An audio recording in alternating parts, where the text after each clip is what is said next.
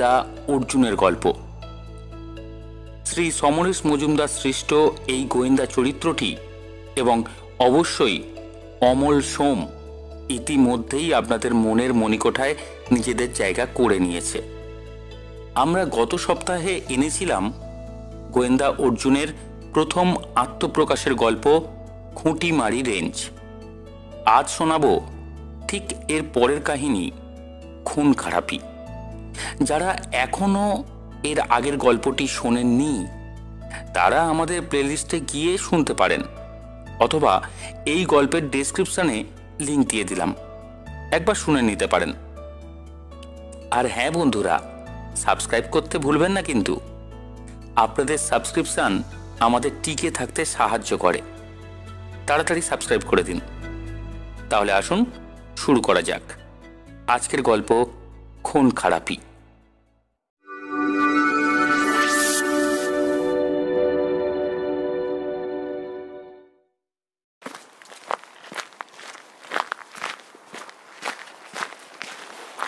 দ্রুত পা চালিয়ে গলিটা পেরিয়ে আসছিল অর্জুন।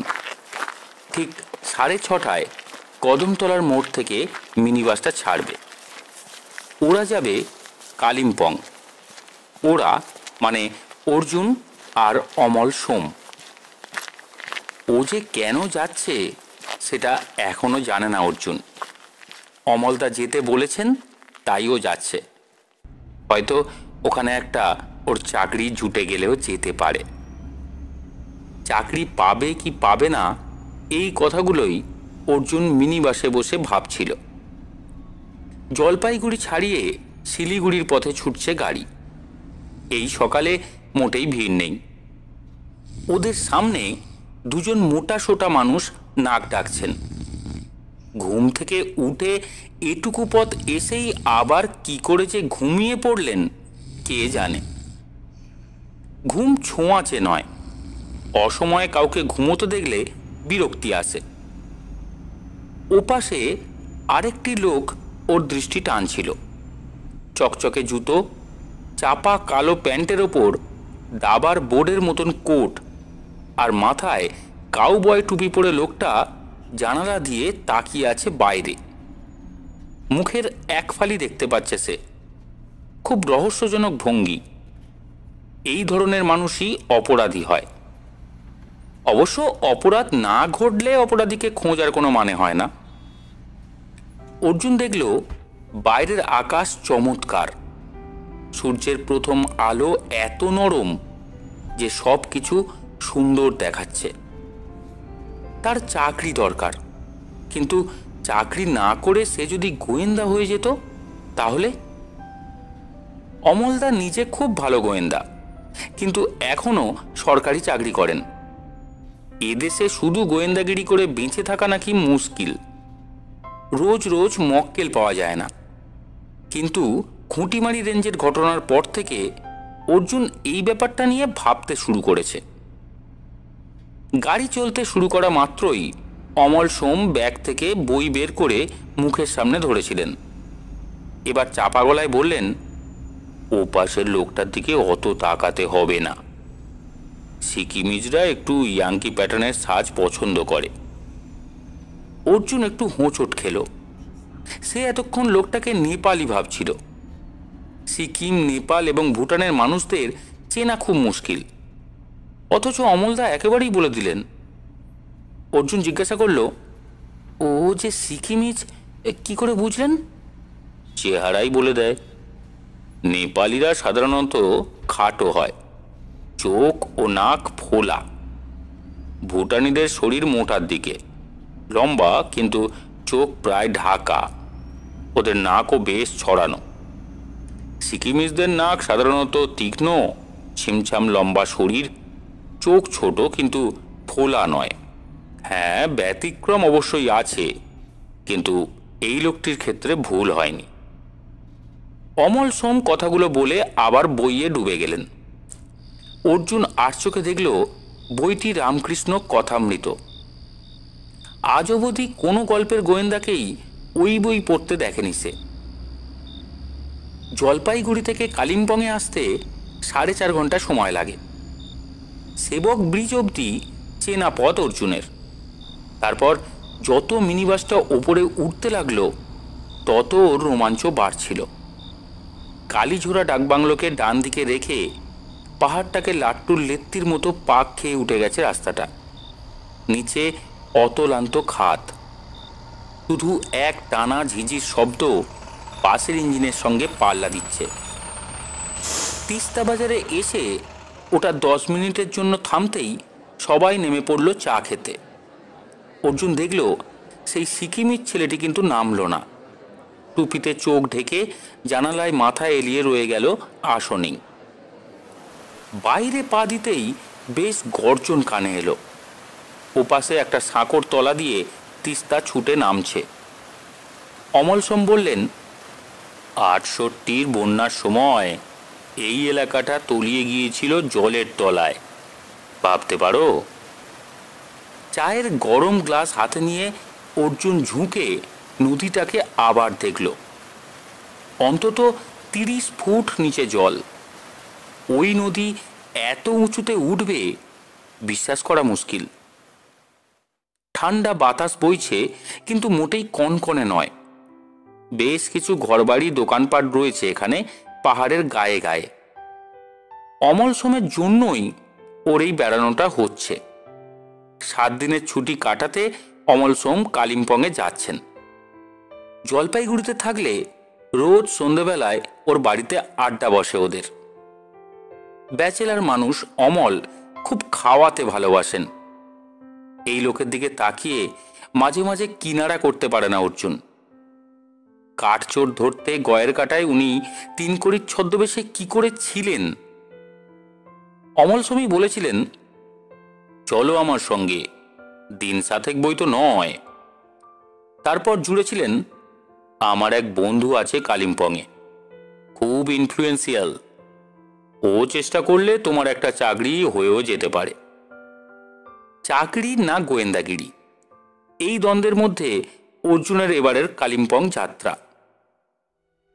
চায়ের গ্লাস দোকানি ছোঁড়ার হাতে ফিরিয়ে দিয়ে বাসের দিকে তাকাতেই অর্জুন দেখতে পেল একটা লোক হনহন করে এসে বাসে উঠে পড়ল। লোকটার হাতে ছোট্ট একটা চামড়ার ব্যাগ। কিন্তু সে 1 মিনিটও ভেতরে রইল না। যেমন এসেছিল তেমন ভঙ্গিতে বাস থেকে নেমে চলে গেল ওপাশে। একটা দোকানের আড়ালে তার শরীর মিলিয়ে গেল। না, এবার ভুল হয়নি অর্জুনের। এই লোকটাও নির্ঘাত সিকিমিজ। অমলদার বর্ণনা মতো মিলিয়ে নিয়েছিল সে। কিন্তু লোকটা ঢুকলই বা কেন, আর বেরিয়েও বা এলো কেন? চলে যাওয়ার সময় ওর হাতে কোনো ব্যাগ ছিল না। তার মানে ওটা হাত বদল হয়েছে। চকিতর মনে সেই সিকিমিজ ছেলেটি ভেসে উঠল।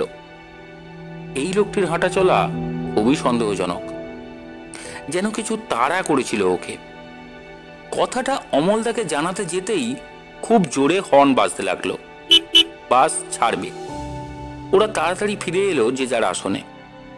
অর্জুন দেখল সেই সিকিমিজ ছেলেটির ভঙ্গির কোনো পরিবর্তন হয়নি, এবং তার কোলের ওপর ছোট্ট চামড়ার ব্যাগটা পড়ে আছে অবহেলায়। অর্জুন লজ্জা পেল। ওই ব্যাগটায় দামি বা গোপনীয় কিছু থাকলে লোকটা ওইভাবে ফেলে রাখত না। বাস চলতে শুরু করলে সে একসময় প্রকৃতির মধ্যে ডুবে গেল। কালিম্পং শহরের বাস স্ট্যান্ডে ওরা যখন পৌঁছলো তখনও রোদ ওঠেনি। কুয়াশা ছড়িয়ে আছে চারধারে।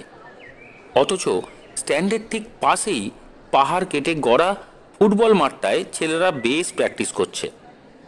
ঠান্ডা তেমন কিছু নয়, হাফ হাতা সোয়েটারেই বেশ কাজ চলে যাচ্ছে। সবাই যখন বাস থেকে নামছে তখন অর্জুনের দৃষ্টি সেই সিকিমিজ লোকটিকে খুঁজছিল।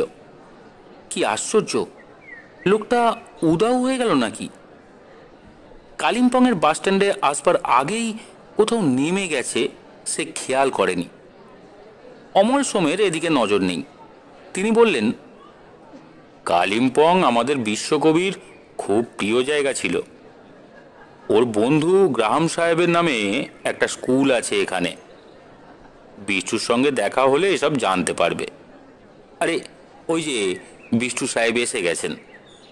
কথাটা শেষ করেই হাত নাড়লেন অমল সোম।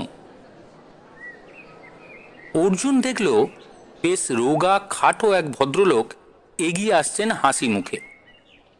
স্যুট টাই এবং কনুয়ে ঝোলানো লাঠিতে কেমন যেন বেমানান দেখাচ্ছে ওকে।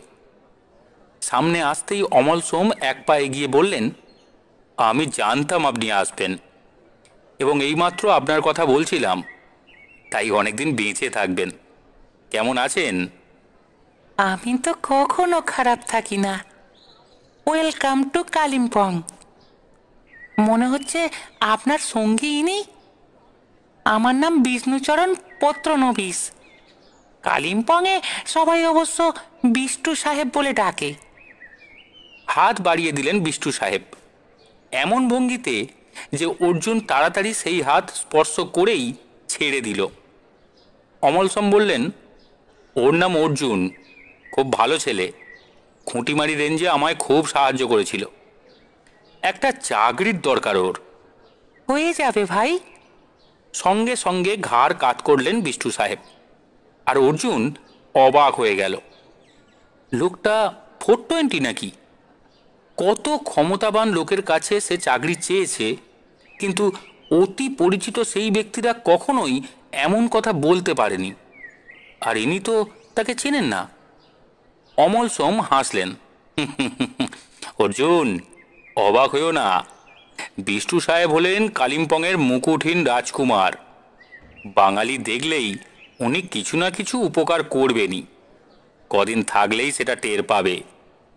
বিষ্টু সাহেব বিন্দু মাত্র বিনয় দেখালেন না, গম্ভীর মুখে বললেন, আমি খুব লজ্জিত সোমবাবু।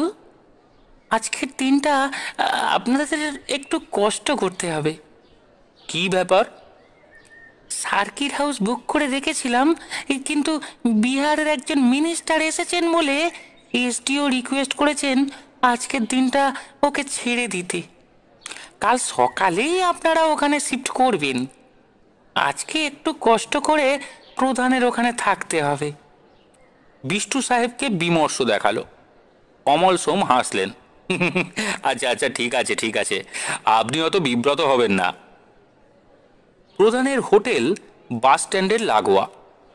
প্রধান হলেন একজন নেপালি ব্যবসায়ী। হোটেল ছাড়া ট্রান্সপোর্ট বিজনেস আছে। বিষ্টু সাহেবকে দেখে এগিয়ে এলেন তার অফিস ছেড়ে।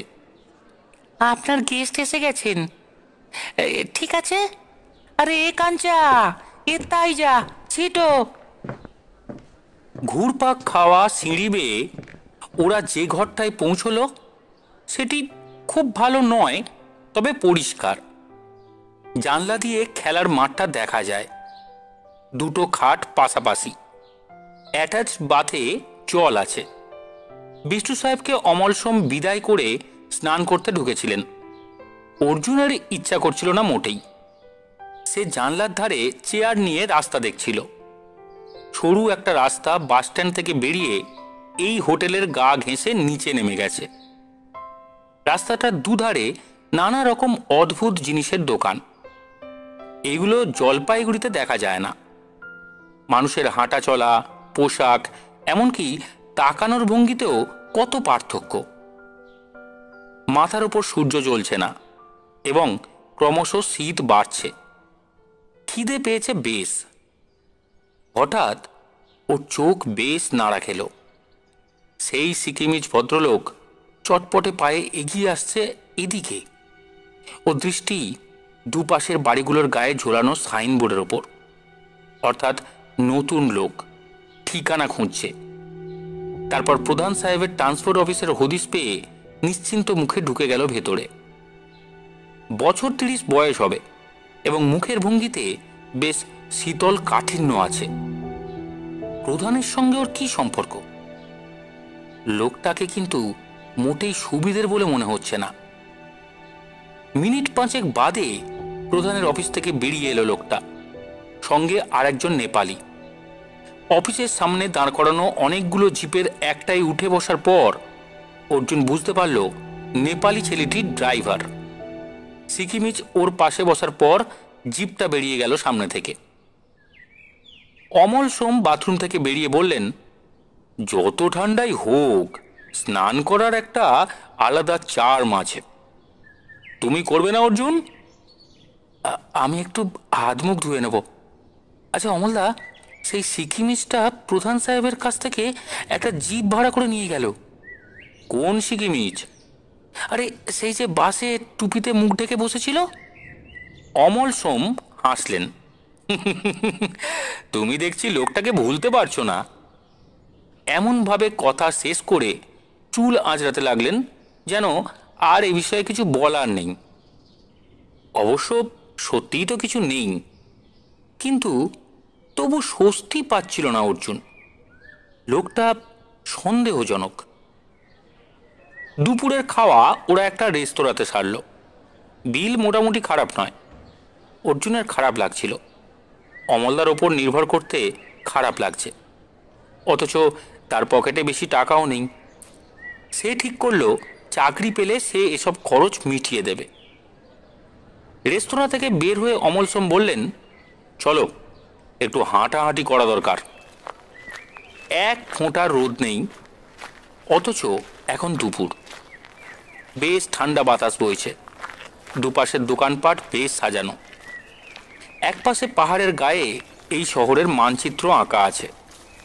অর্জুন দেখল ম্যাপটার বিশেষত্ব হলো সমস্ত শহরটার দ্রষ্টব্য স্থানগুলো সুন্দরভাবে চিহ্নিত করা আছে।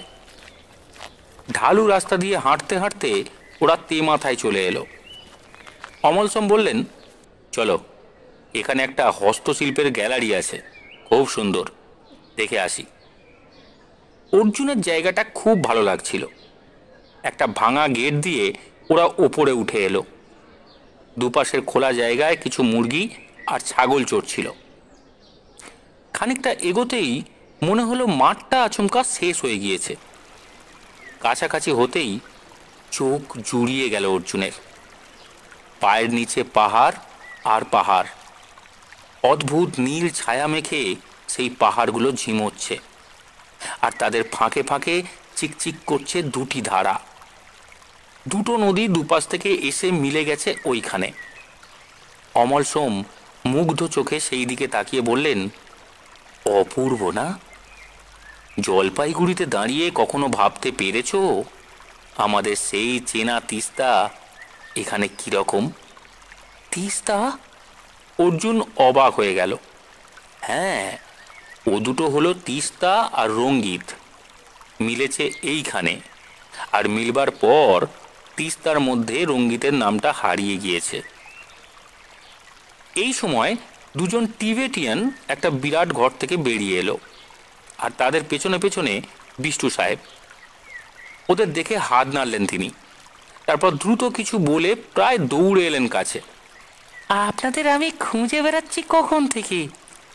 জলদি হোটেল চলে গিয়ে জিনিসপত্র প্যাক করে নিন, আমি আধ ঘন্টার মধ্যেই আসছি, ঠিক আছে? অমল সোম জিজ্ঞাসা করলেন, কি ব্যাপার, তাড়াচ্ছেন কেন? সার্কিট হাউস পাওয়া গেছে, এখন দখল না করলে হাতছাড়া হয়ে যেতে পারে। আমি এই তিব্বতীদের ঘাট থেকে নামিয়েই হোটেলে আসছি, ঠিক আছে? বলে আর উত্তরের জন্য না দাঁড়িয়ে লোক দুটোর পিছনে ছুটলেন। অমল সোম বললেন, কি অদ্ভুত মানুষ। যাক, প্রধানের হোটেলে থাকবে না সার্কিট হাউসে যাবে? অর্জুন বলল, সার্কিট হাউসে তো শুনেছি ভিআইপিরা ওঠেন, তারা কেউ এলে আমাদের চলে আসতে হবে না তো? সে দায় বিষ্টু সাহেবের। তবে সেখানে গেলে এই বাজার দোকানপাট মানুষজন চাইলে দেখতে পাবে না, খুব নির্জনে। এখান থেকে কয়েক কিলোমিটার দূরে বাংলো। আমার পক্ষে ভালো, চুপচাপ রেস্ট নেওয়া যাবে। তোমার কেমন লাগবে তাই বলো। অমল সোম প্রশ্ন করলেন। সার্কিট হাউস বোঝা যাচ্ছে পাণ্ডব বর্জিত জায়গায়, কিন্তু সেখানে গেলে অমলদা খুশি হবেন এবং বিষ্টু সাহেবের সান্নিধ্যে থাকা যাবে। বিষ্টু সাহেব যখন চাকরি দিতে পারেন তখন তার কথা শোনাই তো ভালো। প্রধানের জিপে চড়ে ওরা সার্কিট হাউসে চলে এলো। বিষ্টু সাহেব আর অমল সোম পেছনের সিটে বসেছিলেন, অর্জুন ড্রাইভারের পাশে। পাহাড়টাকে পাক খেতে খেতে ওরা উঠে আসছিল ওপরে। বিষ্টু সাহেব রিলে করার ভঙ্গিতে রাস্তার পাশে যেসব উল্লেখযোগ্য বাড়ি পড়ছে তার বর্ণনা দিচ্ছিলেন। একটা বাড়ি দেখিয়ে চাপা গলায় বললেন, এটা হলো গোয়েন্দাদের বাড়ি। চীনাদের আক্রমণের সময় আমাদের হেডকোয়ার্টার ছিল, ঠিক আছে? অর্জুন চমকে উঠল। বিষ্টু সাহেবও গোয়েন্দা ছিলেন নাকি? সেটা লক্ষ্য করে বিষ্টু সাহেব হাসলেন। সেটা বিরাট গল্প, পরে বলবো, ঠিক আছে? হ্যাঁ, ওই যে রাস্তাটা ডান দিকে বেঁকে গেছে, ওদিকে পড়বে গৌরীপুর হাউস। ওই বাড়িতে রবীন্দ্রনাথ ঠাকুর এসে থাকতেন। বিউটিফুল, ঠিক আছে? অর্জুনের বেশ মজা লাগছিল। ঠিক আছে শব্দ দুটো ওর মুদ্রা দোষ, কিন্তু এমন স্বরে উচ্চারণ করেন যেন মনে হয় খুব সিরিয়াস। সার্কিট হাউসে ঢুকে চোখ জুড়িয়ে গেল অর্জুনের। এদিকটায় মানুষের বাড়িঘর বেশি নেই। সার্কিট হাউসের গেটের পাশেই আর্মির বড় অফিসারের গেট। সেখানে প্রহরী বন্দুক হাতে দাঁড়িয়ে। ভেতরের প্যাসেজ দিয়ে অনেকটা এসে গাড়িটা থামতেই অর্জুন চোখের সামনে বিশাল ভ্যালি দেখতে পেল। সবুজ কার্পেট যেন ঢালু হয়ে সুদূরে হারিয়ে গিয়েছে। সার্কিট হাউস জুড়ে নানান ধরনের ফুলের গাছ। একটা গ্র্যান্ডিফ্লাওয়ার গাছ তো ফুলের ভারে নুইয়ে পড়েছে। বিষ্টু সাহেবকে গাড়ি থেকে নামতে দেখেই চৌকিদার ছুটে এলো। হুজুর! বিষ্টু সাহেব বললেন, सब लोग को 3 नंबर कमरे में ले जाओ। एसडीओ साहब फोन किया था। জি হুজুর। জিনিসপত্র ঘরে রেখে এসে ওরা বারান্দায় বেতের চেয়ারে বসল। সামনের ভ্যালিতে মিলিটারিরা গল্ফ খেলছে। সাদা বলটাকে হিট করা মাত্র উড়ে যাচ্ছে অনেক দূরে। একটু বাদেই কুয়াশা উঠে আসতে শুরু করলো নিচের খাত থেকে। বাংলোর বারান্দা থেকে পিচের রাস্তাটার একটা অংশ আবছা দেখা যায়। পাখির ডাক ছাড়া কোনো শব্দ নেই। অর্জুন প্রথম আবিষ্কার করল গন্ধ কখনো কখনো জীবন্ত সঙ্গীর মতো নির্জনে কাজ করে। অদ্ভুত মিষ্টি ফুলের গন্ধ বাতাসে ভেসে বেড়াচ্ছে ফুলগুলোর শরীর থেকে বেরিয়ে। বিষ্টু সাহেব জিজ্ঞাসা করলেন, চা চলবে? অমল সোম বললেন, একটু পরে। কিন্তু বিষ্টু সাহেব, আপনি যে আমাদের এই স্বর্গরাজ্যে নিয়ে এলেন, কেউ আবার উৎখাত করবে না তো? বিষ্টু সাহেব চোখ ঘুরিয়ে হাসলেন। ওর হাতের লাঠিটা বারান্দার মেঝেতে দুবার শব্দ করল। আমার ওপর দেখছি আপনার আস্থা নেই। একবার যখন এখানে এসেছেন তখন যাওয়ার ইচ্ছা না হলে কেউ আপনাদের যেতে বলবে না, ঠিক আছে? আমাকে 6টার মধ্যে ক্লাবে যেতে হবে। তার আগে চলুন আপনাদের দূরবীনটা ঘুরিয়ে নিয়ে আসি, ঠিক আছে? চেয়ারে শরীর এলিয়ে দিয়ে অমল সোম বললেন, আমি আর কোথাও নড়ছি না আজ। এরকম জায়গা ছেড়ে স্বর্গেও যেতে রাজি নই। অর্জুন, তুমি বরং বিষ্টু সাহেবের সঙ্গে ঘুরে এসো, ইন্টারেস্ট পাবে। বিষ্টু সাহেব জিপে উঠতে উঠতে বললেন, তোমার চাকরি চাই? দ্রুত মাথা নেড়ে ওর পাশে বসলো অর্জুন। ড্রাইভারকে নির্দেশ দিয়ে বিষ্টু সাহেব বললেন, গোয়েন্দাগিরিতে ইন্টারেস্ট আছে মনে হচ্ছে। অর্জুন নিঃশব্দে ঘাড় নাড়ল সম্মতির। বিষ্টু সাহেব বললেন, গুড। আমি অনেক দিন থেকে এরকম ভাবছিলাম, জানো, এই কালিম্পং শহরটা ক্রিমিনালে ভরে গিয়েছে। প্রত্যেক দিন 2টো করে ক্রাইম হচ্ছে। পুলিশের স্বার্থ কি তার সমাধান করে? তুমি যদি লাইসেন্স নিয়ে এখানে অফিস করে বসো তাহলে দেখবে চাকরির 100 গুণ বেশি রোজগার করবে, ঠিক আছে? অর্জুন প্রস্তাব শুনে অবাক হয়ে গেল। সে একা কি করে এখানে এসব করবে? বিষ্টু সাহেব ওর মুখ দেখে হাসলেন। এই যতক্ষণ এই শর্মা আছে ততক্ষণ তোমার কোনো চিন্তা নেই। অফিসের ব্যবস্থা আমি করে দেব। তাছাড়া তোমার অ্যাডভাইসার হিসেবে তো আমি রইলামই। প্রচুর পড়াশোনা করেছি বুঝলে, ক্রাইম নিয়ে। ক্রিমিনাল হলে কেউ আমাকে ধরতে পারতো না। তার উপর অমলবাবু তো আছেন, প্রয়োজনে ওরও সাহায্য পাবো আমরা, ঠিক আছে? বেশ মজা লাগছিল অর্জুনের। সে ঘাড় নেড়ে বলল, একটা চাকরির সঙ্গে ওসব করলে ভালো হতো না? বিষ্টু সাহেব বললেন, ক্রিমিনালদের যেমন দ্বিধায় পড়লে বিপদ, তেমনি গোয়েন্দাদের দ্বিধাগ্রস্ত হওয়া উচিত নয়, ঠিক আছে? আচ্ছা, এইটা হলো মিলিটারি ক্যান্টনমেন্ট। চীনারা ঢুস দেওয়ার পর তৈরি হয়েছে। অর্জুন দেখল ওরা মিলিটারি এলাকার মধ্যে দিয়ে যাচ্ছে। রাস্তার দুপাশে নানান বোর্ডে মিলিটারিদের পথনির্দেশ রয়েছে। অস্ত্রধারী জওয়ানরা সতর্ক চোখে ওদের দেখছে। পুরো এলাকাটাই ক্যান্টনমেন্ট, চকচকে পরিষ্কার পথঘাট। অনেকটা উঠে গাড়ি একটা বৌদ্ধ মন্দিরের সামনে এসে দাঁড়াতেই বিষ্টু সাহেব বললেন, এইটাই হলো কালিম্পংয়ের সবচেয়ে উঁচু পাহাড়। কিন্তু অর্জুন তখন মুগ্ধ হয়ে মনাস্টারির দিকে তাকিয়েছিল। এই নির্জনে মনাস্টারির ভেতর থেকে ভেসে আসা বাদ্যযন্ত্রের আওয়াজ অদ্ভুত আবহাওয়ার সৃষ্টি করছে। বিষ্টু সাহেব ওকে নিয়ে প্রথম চারদিক প্রদক্ষিণ করলেন। পাশের খোলা জমিতে অনেক রকম কাপড় টাঙানো আছে। অর্জুন কোথায় যেন পড়েছিল। ওগুলো হয় মৃত আত্মাদের উদ্দেশ্যে অথবা কোনো মানত করার সময় টাঙানো হয়। ভেতরে ঢোকা মাত্র একটা বড় হলঘর দেখতে পেল অর্জুন। জুতো বাইরে রেখে সেই ঘরে ঢুকে প্রথমেই নজর এলো বিশাল বুদ্ধ মূর্তি। তার সামনে একটা পদ্ম। দুজন লামা সেই মূর্তির সামনে ধুনো জ্বালছেন। একজন লামা সেই বাদ্যযন্ত্রটি বাজাচ্ছেন এক কোণে বসে। অনেক পুঁথি সাজানো আছে দেয়ালের ধার ঘেঁষে। বেদির এপাশে অনেকগুলো আসন। বড় থেকে ছোট ওই আসনগুলো পদমর্যাদা অনুযায়ী। বিষ্টু সাহেব চাপা গলায় কথাগুলো বললেন। দলাই লামার আসন সবচেয়ে উঁচুতে। বুদ্ধদেবের মূর্তিটি বইতে দেখা চেনা বুদ্ধ নয়, একটু যেন রাগী রাগী।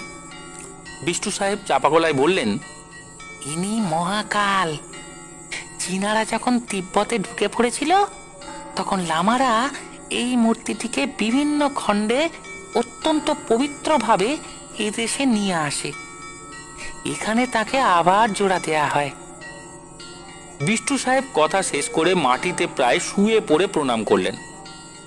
অর্জুন দেখা দেখি হাত জোর করে নমস্কার জানাতে গিয়ে মন পাল্টালো। একটা লোক শুয়ে প্রণতি জানাচ্ছে আর সে দাঁড়িয়ে, কেমন ধৃষ্টতা হয়ে যাচ্ছে। প্রায় বাধ্য ছেলের মতো সে বিষ্টু সাহেবের পাশে শুয়ে পড়তেই চাপা গলা কানে এলো, তুমি আমি যেখানে শুয়ে আছি তার তলায় 50 কোটি টাকার হিরে রাখা আছে। হাতের তালুর নিচে ঠান্ডা মোজায়েক করা মেঝে, কিন্তু আচম্বিতে মনে হলো সেটা ছ্যাঁক করে উঠল। বিষ্টু সাহেব বললেন, কথা নয় আর, বাইরে চলো। ওরা চুপচাপ মনাস্টারি ছেড়ে বেরিয়ে এলো। বেশ হিম বাতাস বইছে এখন। অর্জুন বিষ্টু সাহেবের দিকে তাকাতেই তিনি বললেন, কেমন ব্যাপারটা দারুণ না? কোটি কোটি টাকার হীরের ওপর শুয়ে এলাম। আমি এখানে এলেই তাই একবার শুয়ে নি, ঠিক আছে? অর্জুন এবার না বলে পারল না। না, ঠিক নেই। বিষ্টু সাহেব চোখ ছোট করলেন। নেই মানে? বিশ্বাস হচ্ছে না কথাটা? খামোকা অত টাকার হিরে ওখানে থাকবেই বা কেন? যেন অবোধ শিশুর সঙ্গে কথা বলছেন এমন ভঙ্গিতে হাসলেন বিষ্টু সাহেব।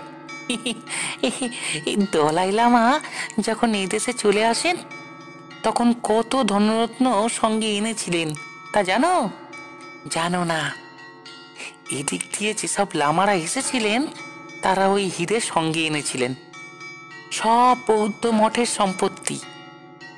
ভারত সরকার সেগুলো সীমান্তেই আটকে দেয়, কিন্তু বৌদ্ধরা প্রাণ থাকতে ওই দেবতার সম্পত্তি হাতছাড়া করতে রাজি হলো না।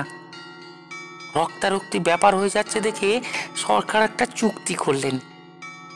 ওই হিরে কোনোভাবেই দেশের বাজারে যাতে না যায় তার ব্যবস্থা হলো। এই দূরবীন পাহাড়ের ওপর এমন চমৎকার মনাস্টারি তৈরি করে দিলেন সরকার। ঠিক হলো মনাস্টারির মেঝের নিচে একটা ইস্পাতের বল্টে ওই হিরেগুলো রাখা থাকবে। দেবতার জিনিস তার সামনেই রইল, কিন্তু ওই ইস্পাতের ভল্ট কখনো খোলা যাবে না, ঠিক আছে? খুব অবাক হয়ে গিয়েছিল অর্জুন। একবার মনাস্টারির দিকে ভালো করে তাকালো সে। কেউ বুঝতে পারবে না ওখানে অতখানি সম্পদ লুকানো রয়েছে। কিন্তু খবরটা যখন বিষ্টু সাহেব জানেন, তখন আরো অনেকেই জানেন, অথচ কোনো গার্ড বা সতর্কতা চোখে পড়ছে না কেন? বিষ্টু সাহেব বললেন, চলো আমরা সানসেট দেখি, ঠিক আছে?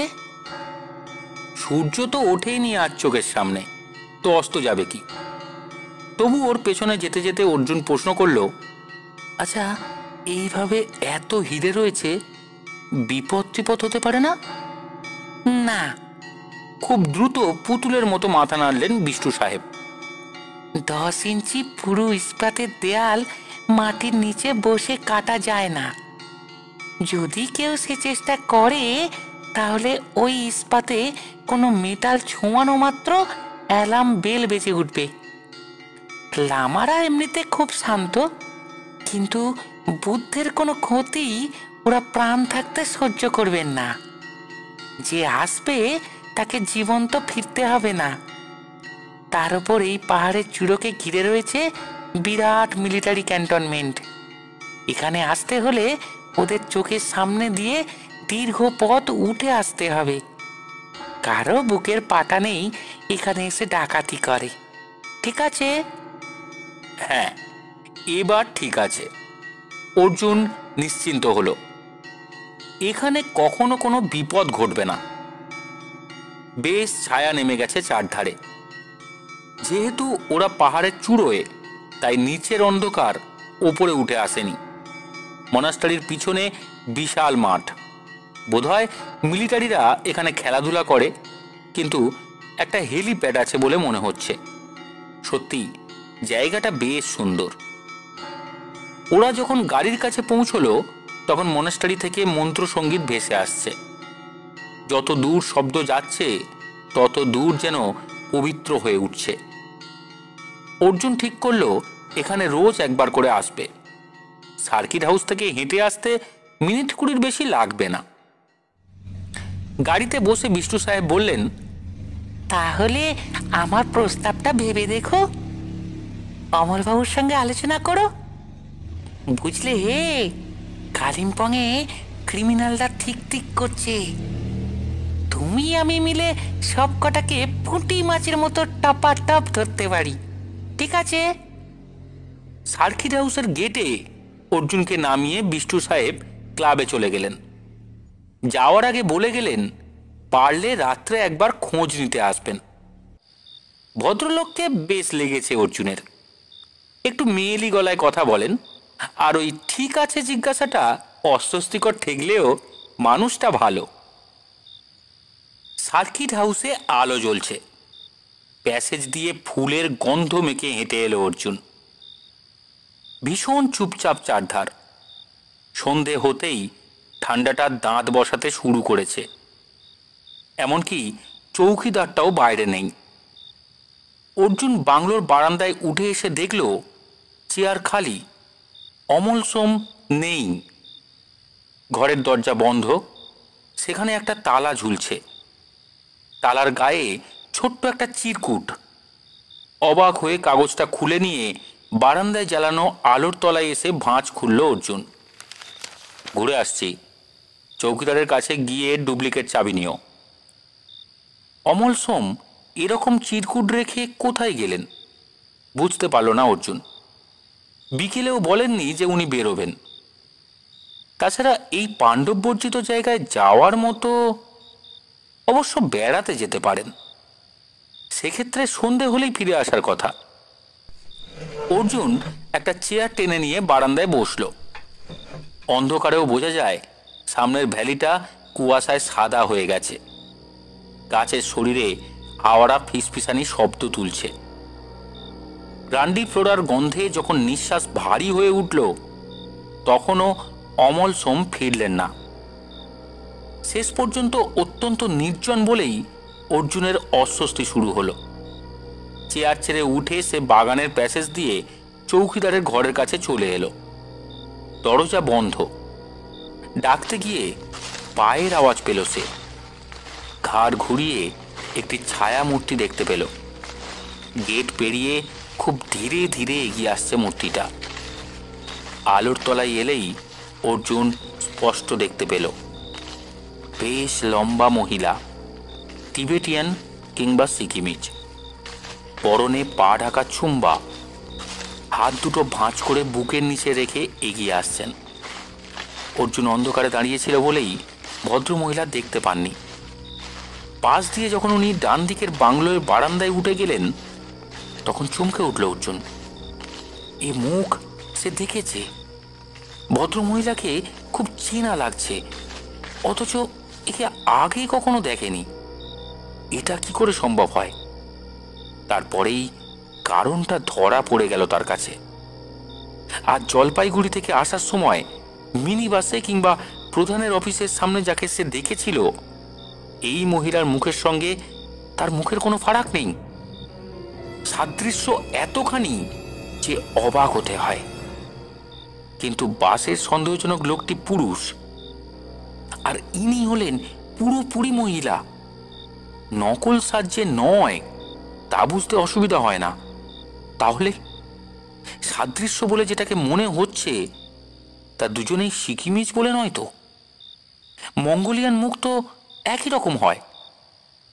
বেশ উত্তেজিত হয়ে চৌকিদারকে ডাকতে গিয়ে আবার থমকে দাঁড়ালো অর্জুন। আর একজন আসছে, একটু লেংচে লেংচে, আপাদ মস্তক মুড়ি দিয়ে। আলোর নিচে এলেও ঠিক বুঝতে পারল না অর্জুন। লোকটা আরেকটু এগিয়ে এসে বাঁ দিকের বাংলোর দিকে ঘুরে যেতেই সজাগ হলো সে। ওটা তো তাদের আস্তানা। লোকটা ওখানে যাচ্ছে কেন? সে নিঃশব্দে পিছু নিল। লোকটা লেংচে লেংচে ততক্ষণে বারান্দায় উঠে একটা চেয়ার টেনে সশব্দে বসে মাথা থেকে শালটা খুলে ফেলল। আর অর্জুন এমন ঠকে যাওয়াটা নিঃশব্দে হজম করল কয়েক সেকেন্ড দাঁড়িয়ে। তারপর যেন কিছুই হয়নি এমন ভঙ্গিতে বারান্দায় উঠে জিজ্ঞাসা করল, অমলদা, আপনার পায়ে কি হয়েছে? অমল সোম বললেন, পড়ে গিয়েছিলাম, অন্ধকারে ঠিক বুঝতে পারিনি। তুমি কতক্ষণ এসেছো? বেশ কিছুক্ষণ। আপনি বের হবেন বলেননি তো? হ্যাঁ, হঠাৎ মনে হলো ঘুরে আসি, তাই ঘুরে এলাম। তা কি কি দেখলে? অর্জুন বলল, দূরবীন পাহাড়ের ওপর একটা বৌদ্ধদের মন্দির আছে। সেই মন্দিরের তলায় কোটি কোটি টাকার হিরে রাখা হয়েছে। হিরে? অমল সোম সোজা হয়ে বসলেন। বিষ্টু সাহেবের কাছে শুনেছ? হ্যাঁ। কেন, উনি কি মিথ্যে বলবেন? জানি না, তবে বলার তো কোনো কারণ নেই। অমল সোমকে খুব চিন্তিত দেখাচ্ছিল। অর্জুন সেটা লক্ষ্য করে বলল, অবশ্য হিরে যেভাবে রয়েছে তাতে কারোর সাধ্য হবে না ওগুলোকে স্পর্শ করা। ইস্পাতের বোল্ট, অ্যালার্ম বেল, লামা এবং মিলিটারি, এতগুলো বাধা কে টপকাবে? অমল সোম বললেন, বিরাট বাহিনী ঘিরে রেখেছিল, পাশে স্ত্রী পাহারা দিয়েছিল, তবু লোহার বাসরের ছিদ্র খুঁজে পেয়েছিল সাপ, তাই না? অর্জুনের মনে চট করে লক্ষিন্দর বেহুলার ঘটনাটা ভেসে এলো। সত্যি কথা। আর তখনই সে কথাটা বলে ফেলল, জানেন অমলদা, একটু আগে এখানে একজন মহিলাকে দেখলাম, ভুটানিদের মতো ছুম্বা পরা, কিন্তু মুখখানা অবিকল সেই লোকটার মতো যাকে বাসে দেখেছিলাম, সিকিমিজ। অমল সোম হাসলেন। ওহ বাবা! তারপর উঠে পকেট থেকে চাবি বের করে দরজা খুলে ভেতরে চলে গেলেন। এইভাবে তার কথার গুরুত্ব না দেওয়াতে বেশ উষ্ণ হয়ে উঠেছিল অর্জুন। তার মনে পড়ল, এই অমলদা যখন তিনকড়ি ছিল তখন সে কেমন ধমকাতে পারত। যেই লোকটা খোলস ছাড়ল সঙ্গে সঙ্গে অন্য মানুষ হয়ে গেল। মিনিট খানেক ঠান্ডায় থেকে ওর মাথায় আর একটা মতলব খেলে গেল। সার্কিট হাউসের অফিস ঘরে যে খাতাটা আছে সেখানে নিশ্চয়ই ভদ্রমহিলার নাম লেখা হয়েছে, কারণ বিষ্টু সাহেব ওকে নিয়ে বেড়াতে যাওয়ার সময় ওদের হয়ে কাজটা করে গিয়েছিলেন। অর্জুন উঠল। বাগানের প্যাসেজ দিয়ে নিঃশব্দে সে সার্কিট হাউসের অফিস ঘরের বারান্দায় উঠে এলো। দরজা বন্ধ, ঘর অন্ধকার। চৌকিদার নিশ্চয়ই চাবি দিয়ে কোথাও গেছে, অর্থাৎ এইটা আর জানা যাবে না। রাত্রের খাওয়া খানসামা পৌঁছে দিয়েছিল ঘরে, মুরগির মাংস আর রুটি। খাওয়া দাওয়া শেষ করে কম্বলের তলায় ঢুকে পড়েছিল ওরা। পাশের খাটে টেবিল ল্যাম্প জ্বালিয়ে অমল সোম কথামৃত পড়ছেন। আজকে হাঁটাহাঁটি ঘোরাঘুরি কম হয়নি, তবু ঘুম আসছিল না অর্জুনের। বিষ্টু সাহেবের কথা মনে পড়ছিল। উনি চাকরির বদলে এখানে গোয়েন্দা হয়ে থাকতে বলছেন। খুব ইন্টারেস্টিং ব্যাপার। কিন্তু গোয়েন্দা হতে হলে তো নিশ্চয়ই কিছু ট্রেনিং দরকার হয়, না হলে তো সবাই গোয়েন্দা হয়ে যেত।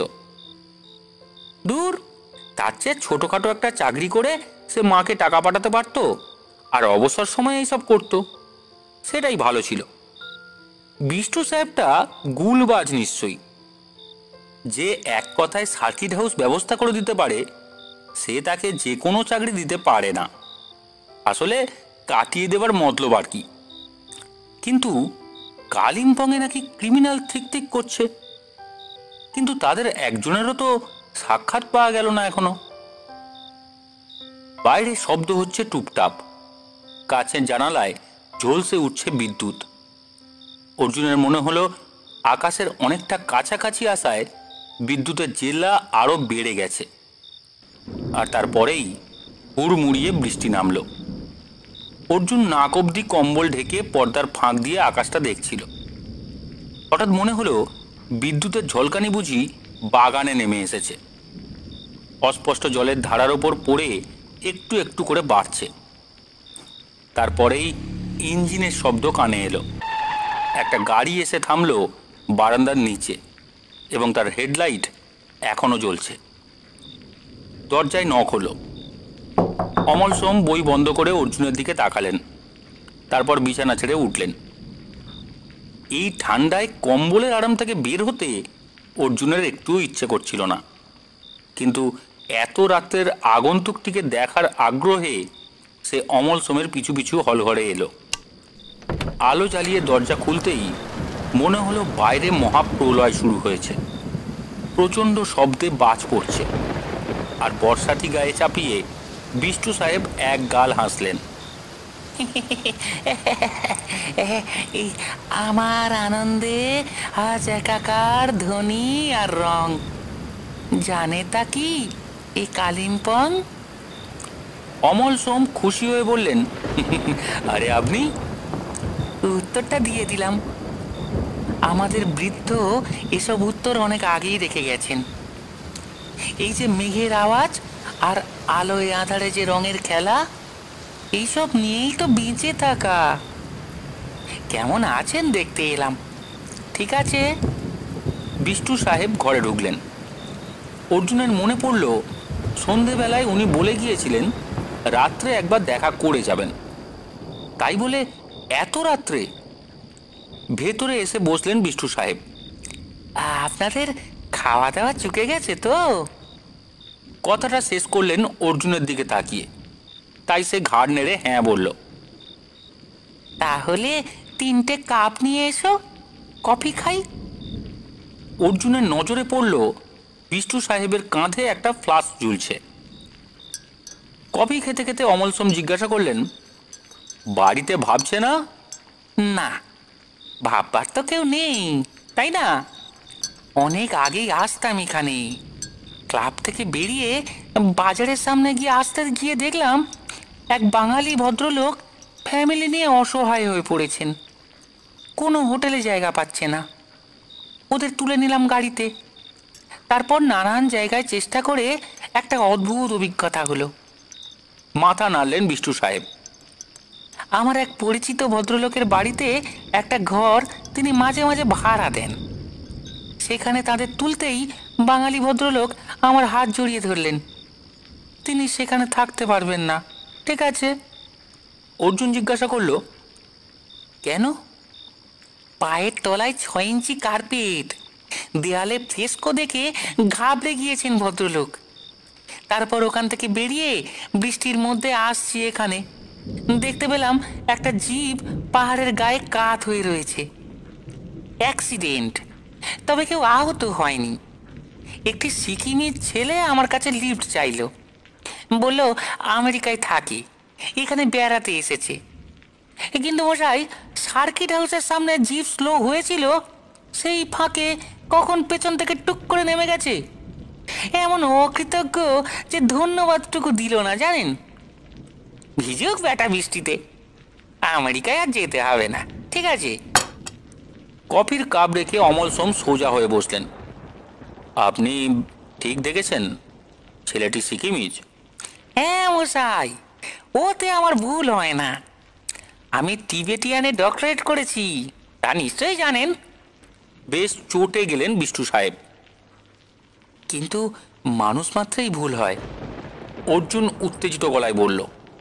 ধ্যাত, লোকটার সঙ্গে আমি কথা বললাম, ভুল হবে কি করে? অমল সোম জিজ্ঞাসা করলেন, এখানে কোথায় উঠেছে কিছু বলল? না তো। কেন বলুন তো? কিরকম পোশাক পরেছিল? কালো টাইট জিন্স, শর্টস, তার উপর দাবার বোটের মতো কোট, আর মাথায় একটা কাউবয় টুপি। লাইভ ম্যাগাজিনে যেমন দেখি আর কি, ঠিক আছে। বিষ্টু সাহেব সন্দেহের গলায় এবার প্রশ্ন করলেন। না, এবার বোধহয় ঠিক নেই বিষ্টু সাহেব। অমল সোম বললেন, আপনার মনে হচ্ছে সার্কিট হাউসের সামনে এসে সে গাড়ি থেকে নেমেছে, তাই তো? কিন্তু আগে যে নামেনি তা বুঝলেন কি করে? কারণ তার একটু আগেও আমি সিগারেটের গন্ধ পাচ্ছিলাম। টিপিক্যাল। কিন্তু ব্যাপারটা কি মশাই? রহস্য আছে মনে হচ্ছে। লোকটা কি ক্রিমিনাল? বিষ্টু সাহেব চেয়ারটাকে আরেকটু সামনে টেনে আনলেন। অমল সোম উঠে দাঁড়ালেন। অর্জুন, তুমি ওকে ব্যাপারটা বলো, আমি ঘুরে এসে বাকিটা বলবো। ওদের বিস্মিত করে অমল সোম ভেতরে চলে গেলেন এবং পর মুহূর্তেই একটা বর্ষাটিতে সর্বাঙ্গ ঢেকে নিঃশব্দে বৃষ্টির মধ্যে নেমে গেলেন। অর্জুনের খুব ইচ্ছা করছিল অমল সোমের সঙ্গে যায়। ও নিশ্চিত জানে সেই লোকটা এই সার্কিট হাউসেই এসেছে এবং ওই মহিলার কাছেই। বিষ্টু সাহেব না থাকলে সে অমল সোমের সঙ্গী হতো। বিষ্টু সাহেব জিজ্ঞাসা করলেন, কেসটা কি, একটু খুলে বলো তো। অর্জুন তখন সকাল থেকে দেখা ঘটনাগুলো পরপর বলল। সব শুনে হো হো করে হেসে উঠলেন বিষ্টু সাহেব। মাই গড, মাই গড, এই তোমাদের মাথা পাতা খারাপ হয়ে গেছে বোধহয়। একটা লোককে বাসে দেখেছো, তিস্তা বাজারে আর একজন তাকে কিছু দিতে পারে। প্রধানের কাছ থেকে গাড়ি ভাড়া করতে সে এসেছিল, ব্যাস। সঙ্গে সঙ্গে তাকে ক্রিমিনাল ভাবলে? আরে, পোশাক দেখে কি মানব চরিত্র ঠাউর করা যায় আজকাল? আর এই ভদ্রমহিলার সঙ্গে ওর চেহারার মিল 1000 প্রায় একই রকম দেখতে ভুটানি, নেপালি, সিকিমিজ কিংবা টিবেটিয়ান আছে। প্রত্যেকের আত্মীয়। তোমরা ভাই সোর্সের মধ্যে ভূত দেখছো, ঠিক আছে। অর্জুন একটু চুপসে গেল। সত্যি তো, একটা লোককে দেখে তার সন্দেহ হয়েছিল। শুধু এইটুকু সম্বল করে কাউকে ক্রিমিনাল ভাবা অন্যায়। কিন্তু লোকটা বিষ্টু সাহেবকে না বলে জিপ থেকে নেমে গেল কেন? এই সময় সর্বাঙ্গে বৃষ্টি মেখে অমল সোম ফিরে এলেন। বর্ষাটিটা খুলে বারান্দায় রেখে ঘরে ঢুকে একটা চেয়ার টেনে বসেই জিজ্ঞাসা করলেন, এখানকার থানায় আপনার কেমন প্রভাব আছে বিষ্টু সাহেব? থানা? দার্জিলিং এর এসপি, ডিএসপি আমাকে দাদা বলে ডাকে। থানায় দারোগা আমায় দেখলেই নমস্কার করে। কেন? বেশ, আপনার ইনফ্লুয়েন্স আমাদের দরকার হতে পারে। আপনি কি এখনই বাড়ি ফিরছেন? অমল সোম গম্ভীর গলায় জিজ্ঞাসা করলেন। এত রাত্রে আবার কোন চুলাই যাব? কিন্তু কি ব্যাপার বলুন তো? এই রহস্যটুকু না শুনলে আমার ঘুম হবে না। আপনি যাকে লিফট দিয়েছেন সে আমাদের পাশের বাংলোয় এসেছে, এসেই ব্যাটা ড্রিঙ্ক করতে বসেছে এবং তাই ভদ্রমহিলা খুব রাগারাগি করছেন।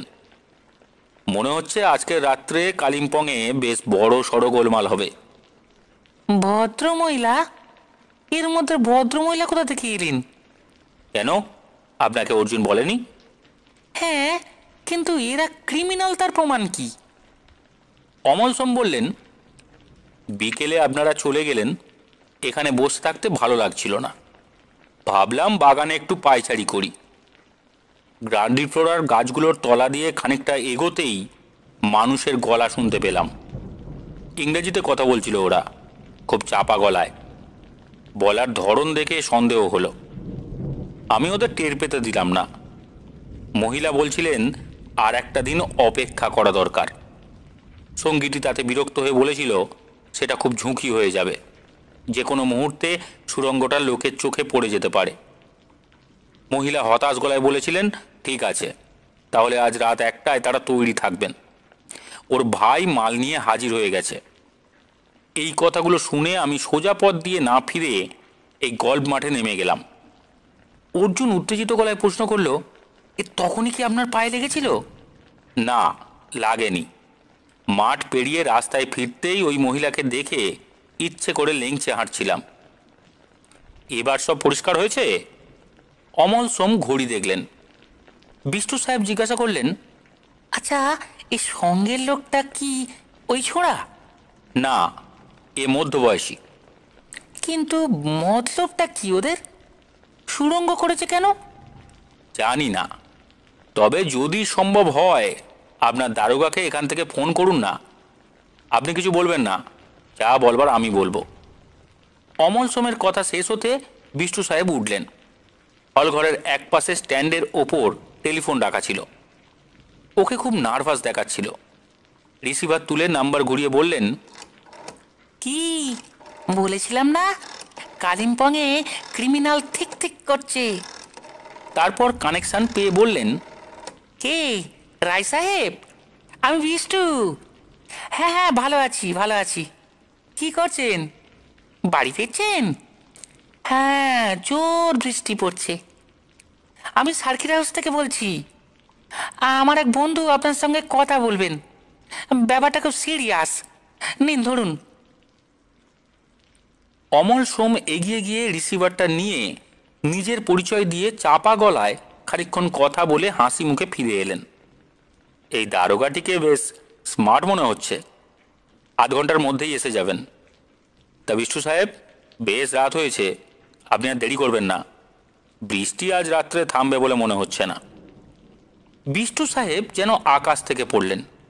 মানে আমি বাড়ি যাব? মানে এত বড় একটা নাটক অভিনীত হবে সামনে, আর আমি বাড়ি গিয়ে ঘুমাবো? Am I coward? আমি আজ ফিরছি না, ঠিক আছে? অর্জুনের মনে হলো অনেকক্ষণ বাদে উনি ঠিক আছে শব্দ দুটো বললেন। বোধহয় নার্ভাস হয়ে গেলে মুদ্রাদোষটি বন্ধ হয়ে যায়। অমল সোম বিব্রত গলায় বললেন, আচ্ছা বেশ, কিন্তু আপনার খাওয়া দাওয়া? দরকার নেই, কফি যথেষ্ট। অমল সোম বললেন, তা কি হয়? অর্জুন, দেখো তো খানসামার কাছে কিছু পাওয়া যায় কিনা, ওয়াটারপ্রুফটা নিয়ে যাও। অর্জুন চট করে উঠে পড়ল।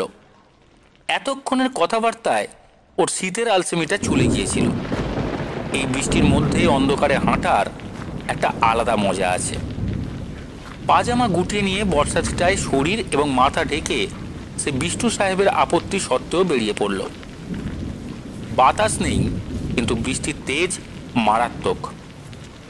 শরীরের জলের ধারা যেন আছড়ে পড়ছে। মাঝে মাঝে বিদ্যুতের ঝলসানিতে চোখ ধাঁধিয়ে যাচ্ছে। কোনো রকমে খানসামার ঘরের কাছে এসে দেখল দরজা বন্ধ এবং ভেতরে কোনো আলো জ্বলছে না। সবাইকে খাইয়ে লোকটা নিশ্চয়ই শুয়ে পড়েছে। এই অবস্থায় ওকে ডেকে তুলে খাবার চাওয়াটা অমানবিক হবে। অর্জুন চারপাশে তাকালো। অদ্ভুত গা ছমছমে অন্ধকার, বৃষ্টিমাখা গাছগুলো শরীরে, এমনকি প্যাসেজের আলোগুলোকে পর্যন্ত ভুতুড়ে মনে হচ্ছে বৃষ্টির ধারায়। কিছুক্ষণ দাঁড়িয়ে ফিরে আসতে গিয়ে ওর চোখ ডান দিকের বাংলোর ওপর পড়ল। একটা ঘরের জানলা আলো মাখা, বাকিটা অন্ধকার। খুব কৌতূহল হলো অর্জুনের। নিঃশব্দেও গাছের ফাঁক গলে বারান্দায় উঠে এলো। সবকটা দরজা জানালা বন্ধ। দেয়াল ঘেঁষে পা টিপে টিপে সে জানলাটার কাছে পৌঁছে গেল। ভেতরের পর্দা বোধহয় ছোট, নইলে একপাশে সামান্য ফাঁক থাকতো না। অর্জুন সতর্ক চোখে ভেতরটা দেখল। মহিলা একটা সোফায় হেলান দিয়ে বসে আছেন। এখন তার পরনে ছুম্বার বদলে কালো প্যান্ট আর সোয়েটার। সেই বাসের লোকটা তার পাশে বসে একটা টুলের ওপর পা ছড়িয়ে দিয়ে রিভলভার নিয়ে খেলা করছে। উল্টো দিকে আরও দুজন মোটা মধ্যবয়সী বসে। এদের মুখ দেখতে পাচ্ছিল না অর্জুন। ওদের মাঝখানে টেবিলের ওপর একটা বড় বাক্স খোলা। হঠাৎ দাবার ছক মার্কা কোট পরা লোকটি চেঁচিয়ে কিছু বলে উঠল। বৃষ্টি এবং জানালা বন্ধ থাকায় অর্জুন কিছুই শুনতে পেল না। উল্টো দিকের লোকটা কপালে হাত দিয়ে কিছু বলতেই মহিলা উঠে দাঁড়ালেন। ওকে খুব অস্থির দেখাচ্ছিল। অর্জুনের মনে হলো দাবার ছক এমন কিছু করেছে যার জন্য এরা খুব বিব্রত হয়ে পড়েছে। হঠাৎ তার নজরে পড়ল মহিলা দরজার দিকে আসছেন। আর দেরি না করে সে নিঃশব্দে বারান্দা থেকে নেমে দ্রুত একটা ঝোপের আড়ালে গিয়ে দাঁড়ালো। একটু বাদেই দরজা খুলে গেল। মহিলা অলস হাতে চুল ছুঁয়ে বৃষ্টি দেখতে দেখতে বাঁদিকে চোখ ফিরিয়ে যেন সজাগ হলেন। তারপর কয়েক পা এগিয়ে এসে বৃষ্টির আড়াল সরিয়ে কিছু দেখবার চেষ্টা করে চাপা গলায় একটা নাম ধরে ডাকতেই মোটা লোকদের একজন বেরিয়ে এলো। হাত দিয়ে অর্জুনদের বাংলোটা দেখিয়ে দিলেন মহিলা। ঝোপের আড়ালে দাঁড়িয়ে অর্জুনের মনে হলো যে তার দম বন্ধ হয়ে যাবে। ওরা ওই বাংলোটা লক্ষ্য করছে কেন? ঘর থেকে কি মহিলা তাকে জানলায় দেখেছেন? মহিলার কথা শুনে মোটা লোকটা ঘরে ফিরে গিয়ে একটা ওয়াটারপ্রুফ পরে প্যাসেজে নেমে পড়ল। মহিলা তখনও দাঁড়িয়ে আছেন। অতএব ঝোপের আড়াল ছেড়ে অর্জুন বাইরে আসতে পারছিল না। লোকটা সোজা চলে গেল বাংলোর সামনে। হয়তো বৃষ্টির জন্যই সোম দরজা বন্ধ করে দিয়েছিলেন ভেতর থেকে, তাই বাইরে আলো আসছিল না। অর্জুন দেখল মোটা লোকটা বারান্দায় না উঠে সামনে দাঁড় করানো গাড়িটায় উঠে বসল। বিষ্টু সাহেবের গাড়িতে ও কি করছে? বিকেলে যখন বিষ্টু সাহেব গাড়ি নিয়ে এসেছিলেন তখন ড্রাইভার ছিল। এখন কি ড্রাইভারকে ছুটি দিয়ে দিয়েছেন? একটু বাদে মোটা লোকটা গাড়ি থেকে নেমে ফিরে এলো। বারান্দায় উঠতেই মহিলার উদ্গ্রীব মুখের দিকে তাকিয়ে বলল, ওকে। মহিলার মুখ উজ্জ্বল হয়ে উঠল।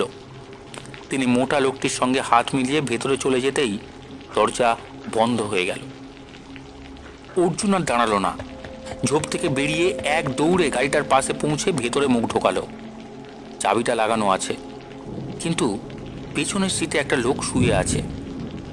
লোকটা বিষ্টু সাহেবের ড্রাইভার, কিন্তু এমনভাবে ঘুমিয়ে আছে যে অর্জুন চাপা গলায় ডাকতেও তার ঘুম ভাঙল না। অর্জুন লোকটা শরীরে হাত দিয়ে ঠেলতে একটা পা সিট থেকে পড়ে গেল।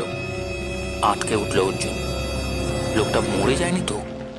ওই মোটা লোকটা যখন গাড়িতে উঠেছিল তখন নিশ্চয়ই ড্রাইভার ঘুমোচ্ছিল। ঘুমের মধ্যে খুন করে গিয়ে ওকে বলল না তো?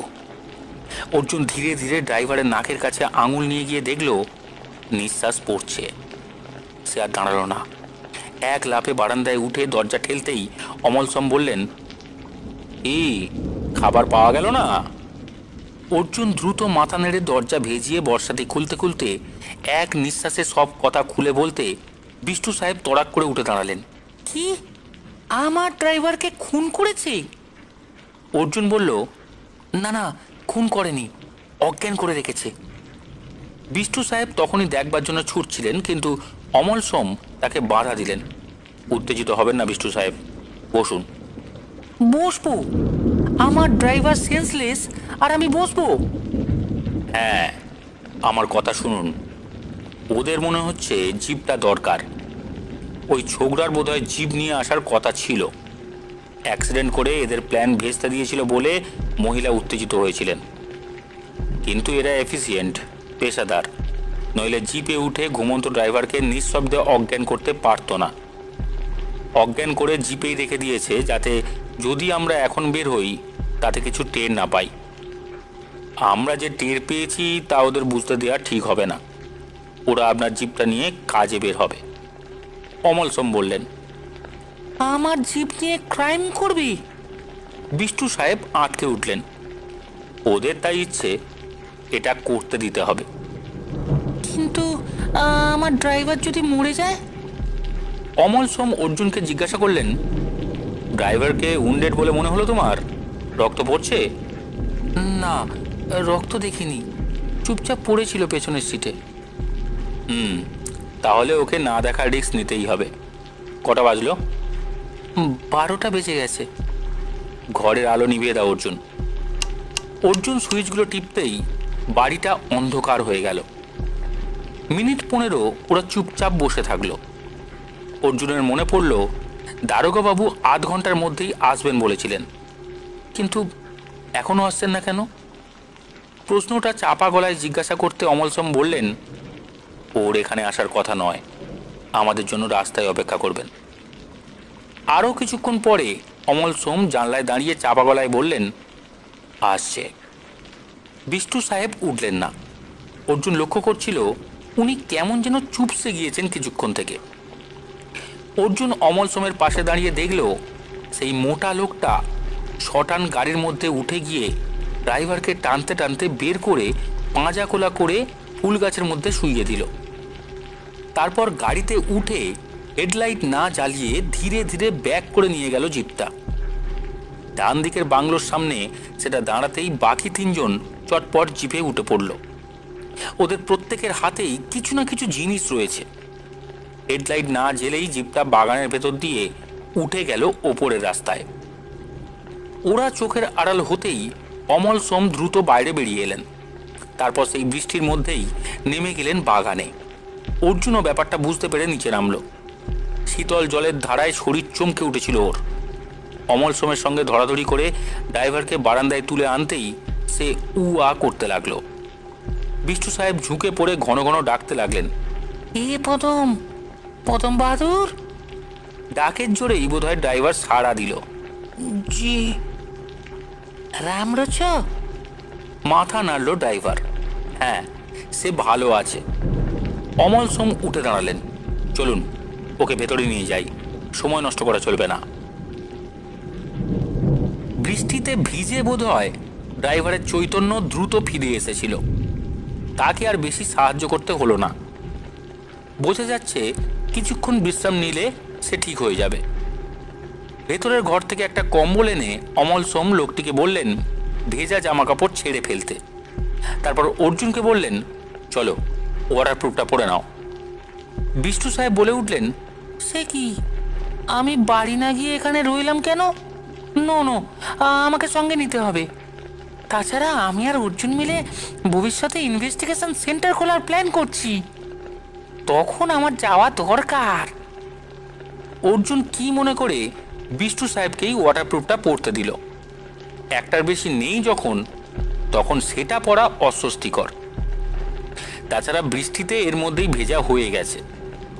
বিষ্টু সাহেব লজ্জিত ভঙ্গিতে সেটা পড়তে পড়তে বললেন, খুব লজ্জা লাগছে, তোমরা পড়ছো না আর আমি, খুব লজ্জা লাগছে। ঠিক আছে। ড্রাইভারকে দরজা বন্ধ করতে বলে ওরা বৃষ্টির মধ্যে বেরিয়ে এলো। চিনচিনে ঠান্ডায় বিষ্টু সাহেব বললেন, ফ্যান্টাস্টিক। উত্তেজনা স্থান কাল পাত্রকে ভুলিয়ে রাখে। অর্জুন এই শীতের রাত্রে জল বৃষ্টিকে উপেক্ষা করে অমল সোমের পাশাপাশি হাঁটছিল। বিষ্টু সাহেব পেছন থেকে বলে উঠলেন, ওদের ছেড়ে দেওয়াটা ঠিক হয়নি। আর এই হতভাগা দারোগাটা আসবে বলেও এখনো এলো না, কি দায়িত্ব জ্ঞানী। বড় রাস্তায় উঠে কয়েক সেকেন্ড দাঁড়াতেই একটা জিপের শব্দ কানে এলো। খুব কাছেই পাহাড়ের আড়ালে সেটা যেন ঘাপটি মেরে দাঁড়িয়েছিল। ওদের দেখেই হেডলাইট জ্বালিয়ে এগিয়ে এলো। সামনে এলে ভেতর থেকে একজন বলে উঠলেন, নমস্কার বিষ্টু সাহেব, উঠে পড়ুন। বিষ্টু সাহেব গলাটা চিনতে পেরে বেশ উষ্ণ গলায় বললেন, ইস, এতক্ষণে আসার সময় হলো? আর কিছু আগে এলেই। দারোগাবাবু বললেন, বাহ, আমাকে তো এখানেই অপেক্ষা করতে বলা হয়েছিল। প্রায় ঘন্টা খানেক চুপচাপ বসে আছি।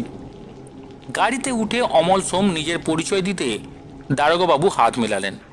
আরে, আপনার নাম জানি মশাই। রিসেন্টলি সেই কাঠচুরির কেসটা আপনি ধরেছিলেন তো? অমল সোম বললেন, একা আমি নই, এও ছিল, বলে অর্জুনকে দেখিয়ে দিলেন। অর্জুন দেখল দারোগাবাবু ছাড়াও গাড়িতে আরও 4 জন পুলিশ রয়েছে। তারা প্রত্যেকেই সশস্ত্র। দারোগাবাবু জিজ্ঞাসা করলেন, আচ্ছা, কি ব্যাপার বলুন তো? অমল সোম বললেন, একটু আগে সার্কিট হাউস থেকে বেরিয়ে একটা জিপ কোন দিকে গিয়েছে দেখেছেন? হ্যাঁ, বাঁ দিকে। অর্জুনের হৃৎপিণ্ড সঙ্গে সঙ্গে লাফিয়ে উঠল। ওই দিকেই তো দূরবীন পাহাড়, বৌদ্ধ মন্দির, কোটি কোটি টাকার হিরে। অমল সোম বললেন, খুব সাবধানে ওইদিকে গাড়িটা নিয়ে চলুন। পথে যদি জিপটাকে দেখতে পান তাহলে উপেক্ষা করবেন। দারোগাবাবু জিজ্ঞাসা করলেন, ও আচ্ছা, ওই জিপে কারা আছে? এবার অমল সোম যতটা পারেন খুলে বললেন ঘটনাগুলি। এমনকি অর্জুন অবাক হলো শুনে তিস্তা বাজারে ব্যাগ বদল হওয়ার ঘটনাটাও বাদ দিলেন না অমল সোম।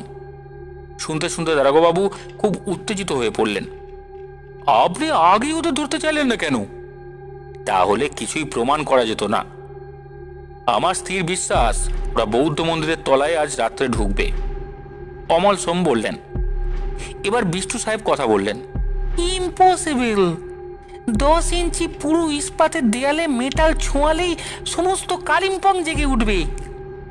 অমল সোম বললেন, হয়তো তাই, কিন্তু অসম্ভব শব্দটা বুদ্ধিমানদের অভিধানে নেই। দেখাই যাক না। অর্জুনের হাসি পাচ্ছিল এর মধ্যেই। অমল সোম কথাটা বেশ ঘুরিয়ে বললেন, অসম্ভব শব্দ শুধু মূর্খের অভিধানেই পাওয়া যায়। এতে অবশ্য বিষ্টু সাহেবকে মূর্খ বলা হলো না।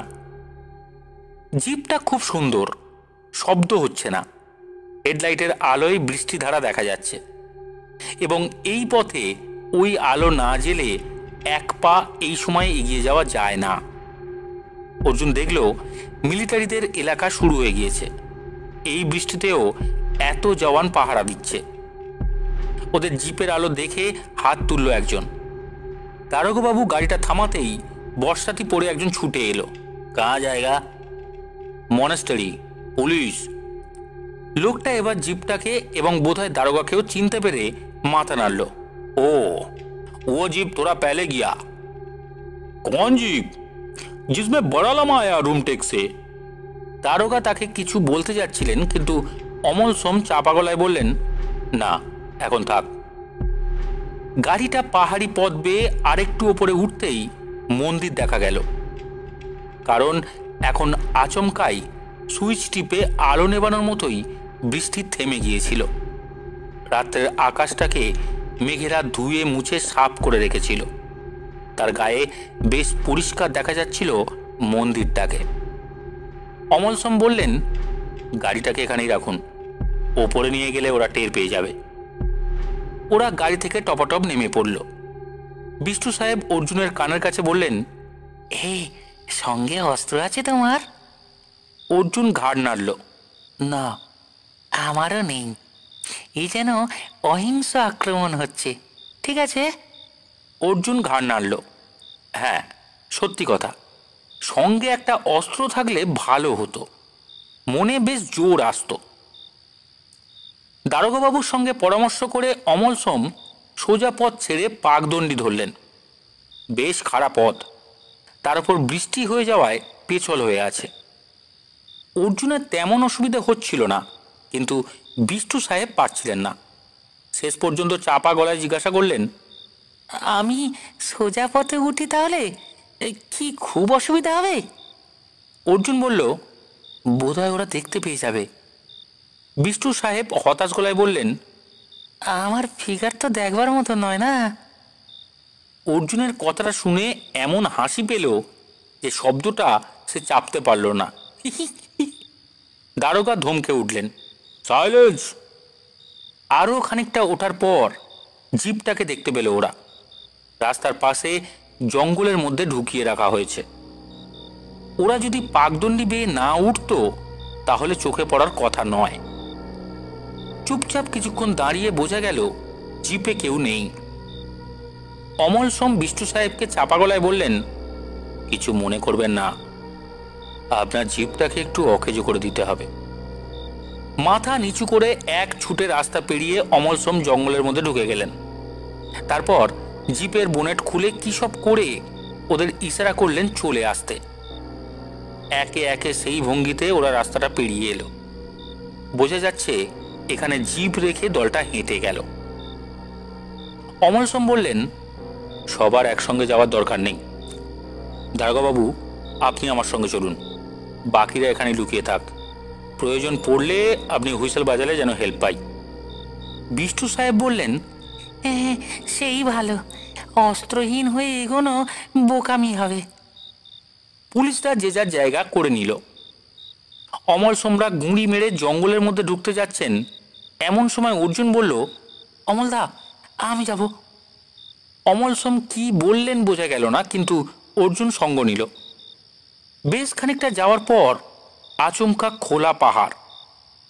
ওরা দেখল প্রায় মন্দিরের নিচে এসে গেছে ওরা, কিন্তু কোনো জনমানবের চিহ্ন নেই। ওপাশে ভুতুড়ে আলো জেলে কালিম্পং ঘুমোচ্ছে। ওরা সেই খেলার মাঠটার গায়ে এসে পড়েছিল। দারোগাবাবু বললেন, এগোবেন? অমল সোম ইশারা করলেন না। কোনো অস্বাভাবিক জিনিস চোখে পড়ছিল না ওদের। চার চারটে লোক একসঙ্গে উধাও হয়ে যেতে পারে না।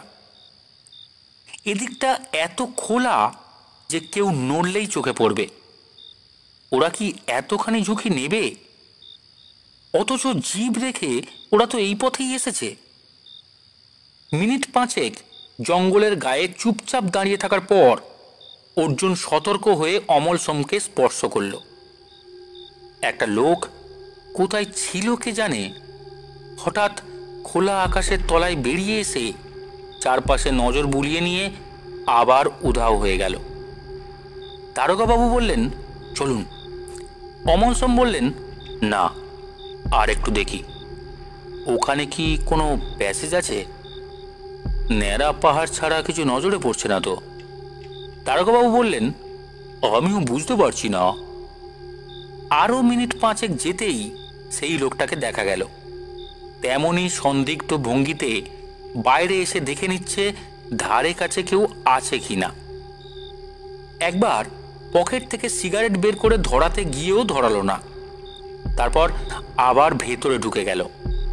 তৎক্ষণাৎ অমল সোম দৌড়তে শুরু করলেন। দারোগাবাবু এবং অর্জুন পিছু নিল। ঢালু পথ বেয়ে দৌড়ে যেতে যেতে অর্জুন দেখল দারোগাবাবুর হাতের মুঠোয় রিভলভার। লোকটা যেখানে দেখা দিয়েছিল সেখানে পৌঁছে ওরা দেখল মোটা সিমেন্টের পাইপ এঁকে বেঁকে নিচে চলে গেছে। সেই পাইপের একটা জোট থেকে খানিকটা খুলে বাইরে রাখা আছে। বোঝা গেল লোকটি ওই বিশাল পাইপ থেকেই বেরিয়ে আসছে 5 মিনিট অন্তর। কাছাকাছি আড়াল বলতে একটা বিরাট পাথরের চাঁই। ওরা দ্রুত পায়ে সেখানে পৌঁছে গেল। অমল সোম জিজ্ঞাসা করলেন, এটা কিসের পাইপ? ওয়াটার সাপ্লাই দেওয়ার জন্য পাতা হয়েছিল, কিন্তু একজন মামলা করায় এখনো কানেকশন দেওয়া হয়নি। খাওয়ার জলের পাইপ এত বড়? খাওয়ার এবং চাষের। আশেপাশের সমস্ত গ্রামে জল সাপ্লাই করার জন্য পরিকল্পনা করা হয়েছিল। এরা দেখছি তার মধ্যেই ঢুকেছে। কি করবেন?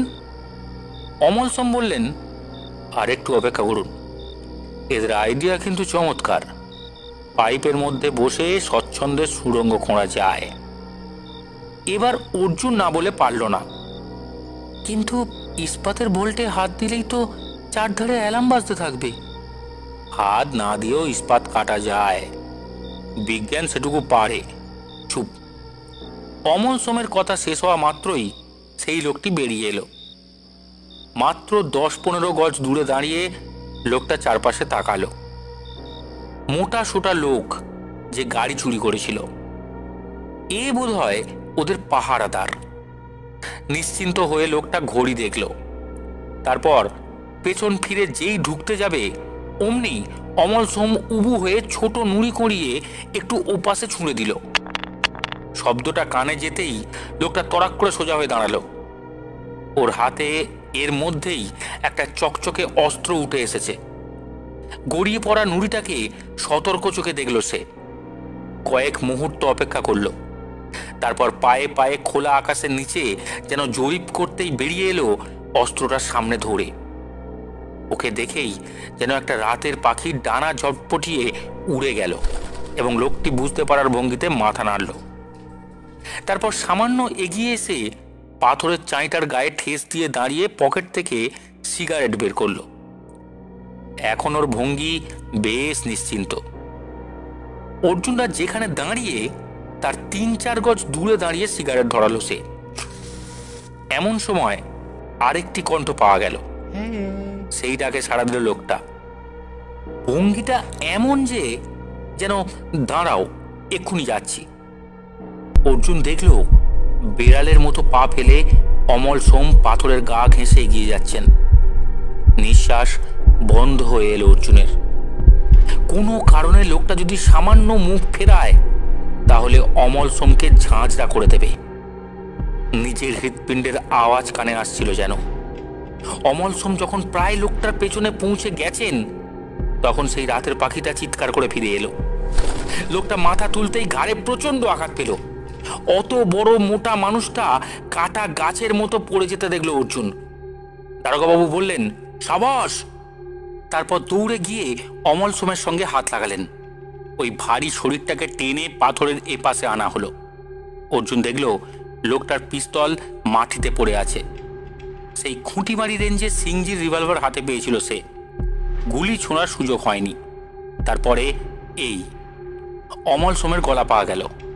ওটা আপাতত রেখে দাও হাতে, ভুল করে আবার ট্রিগারে চাপ দিও না। অর্জুন দেখল লোকটির ব্যবস্থা হয়ে গিয়েছে।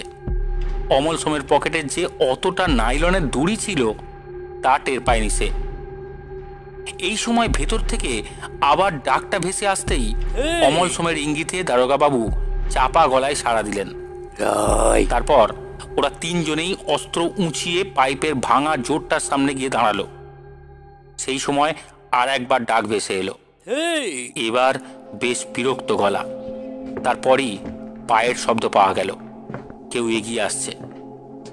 উবু হয়ে একটা মাথা বাইরে বেরিয়ে আসতেই প্রচন্ড আঘাত। লোকটা কথা বলার সময় পেল না। দারোগাবাবু ওকে টেনে আনলেন বাইরে। অর্জুন দেখল সেই ২ নম্বর মোটা লোকটা। রিভলভারের আঘাতে মাথা থেকে দরদর করে রক্ত পড়ছে গড়গড়িয়ে। আর ঠিক সেই সময়ই সাঁ করে একটা শব্দ হলো এবং দারোগাবাবু চিৎকার করে আছড়ে পড়লেন। তারপরে দ্বিতীয় শব্দ এবং অমল সোমের হাতের অস্ত্র খসে পড়ল। অর্জুন দেখল অমল সোমের হাত থেকে রক্ত পড়ছে। সেই অবস্থায় তিনি দৌড়ে গিয়ে ফিরে গেলেন পাথরের চায়ের দিকে। চিৎকার করে উঠলেন, অর্জুন সরে এসো। কিন্তু তখন আরো কয়েকবার শব্দ হয়েছে। ভেতর থেকে কেউ অবিরত গুলি ছুঁড়ে যাচ্ছে, কিন্তু সাইলেন্সার লাগানো থাকায় শব্দ হচ্ছে না। অর্জুন পাইপের ওপরের দিকে ছিল, সেইখানেই উপুর হয়ে শুয়ে পড়ল। অমল সোমকে সে দেখতে পাচ্ছে না, কিন্তু দারোগাবাবু মোটা লোকটার পাশে শুয়ে এক হাতে কাঁচ চেপে রক্ত সামলাবার চেষ্টা করতে করতে হঠাৎ ডান হাতটা দিয়ে পকেট থেকে হুইসেল বের করে সজোরে বাজাতে লাগলেন। ঠিক সেই সময় একজন ছিটকে বেরিয়ে এলো বাইরে। এক ঝলকেই অর্জুন দেখে নিল তার সামনে দাবার ছক টান টান হয়ে দাঁড়িয়ে আছে, হাতে লম্বা মতন অস্ত্র এবং নিঃসন্দেহে তাতে সাইলেন্সার লাগানো। লোকটা ক্রুদ্ধ ভঙ্গিতে তাকালো, তারপর চিৎকার করে কাউকে ডাকলো। অর্জুন মরার মতো পড়ে থেকে দেখল দারোগাবাবু আর নড়ছেন না। এই সময় দূরের জঙ্গল থেকে পুলিশরা দৌড়ে বেরিয়ে আসতেই দাবার ছক তাদের দিকে অস্ত্রটা উঁচিয়ে ধরল। 2টো পুলিশ চিৎকার করে পড়ে গেল মাটিতে। বাকিরা ভয়ে দৌড়ে গেল অন্যদিকে। দাবার ছক এবার দৌড়ে নিচের দিকে যেতেই থমকে দাঁড়ালো। তারপর সতর্ক ভঙ্গিতে বাঁ দিকে অস্ত্র ঘোরাতে ঘোরাতে পশুর মতো চিৎকার করে উঠল। অর্জুন বুঝতে পারল লোকটা অমল সোমকে দেখতে পেয়েছে। ইঁদুরকে থাবায় পেয়ে ধূর্ত বেড়ালের উল্লাস দেখা দিল ওর মুখে। উপর হয়ে শুয়ে অর্জুন হাত সামনে প্রসারিত করলো। ওর আঙুলগুলো খুব কাঁপছিল, কিন্তু ট্রিগারে চাপ দিতেই ও নিজেই বিস্মিত হয়ে গেল। গুলিটা দাবার ছকের অস্ত্রে লেগেছে, ছিটকে পড়েছে সেটা। ঠিক অরণ্যদেব যেভাবে গুলি ছোড়েন। প্রচন্ড বিস্ময়ে দাবার ছক ওর দিকে ফিরে তাকালো, তারপর নিচু হয়ে অস্ত্রটাকে তুলতে গিয়ে সামলে নিল নিজেকে। আর অর্জুন সামনে দাঁড়ানো অপ্রস্তুত লোকটাকে গুলি করতে পারল না। প্রথমবার সে সত্যি মারতে চেয়েছিল, কারণ অমল সোম তখন মৃত্যুর দরজায়, কিন্তু লক্ষ্য স্থির না হওয়ায় লোকটার গায়ে গুলি লাগেনি। এখন সরাসরি একটা মানুষকে সে খুন করে কি করে? তাছাড়া গুলির শব্দ তার কানে অন্যরকম প্রতিক্রিয়া সৃষ্টি করেছিল। দাবার ছকের দুটো হাত মাথার ওপরে তোলা, কয়েক মুহূর্ত স্থির চিত্রের মতো দাঁড়িয়ে আচমকা লোকটা ছুটতে শুরু করলো। আর তখনই গুলির শব্দ হলো। না, অর্জুন ট্রিগারে চাপ দেয়নি। গুলি এসেছে জঙ্গলের দিকে পালিয়ে যাওয়া পুলিশদের বন্দুক থেকে। অর্জুন দেখল দাবার ছক আচমকা যেন কিছুটা শূন্যে উঠে গড়িয়ে পড়ে যেতে যেতে আটকে গেল একটা গাছের গুঁড়িতে। ঠিক তখনই আহত বাঘিনীর মতন বেরিয়ে এলেন মহিলা। তার পোশাক লামাদের মতন, কাঁধে একটা ব্যাগ। বাইরে বেরিয়েই তিনি কিছু একটা ছুঁড়তেই চারধার কেঁপে উঠল। জঙ্গলের দিকটায় প্রচণ্ড বিস্ফোরণ হলো। তারপরেই মহিলা দৌড়ে নিচে নেমে গেলেন। এই সময় চারদিকে মানুষের সাড়া পাওয়া যাচ্ছিল।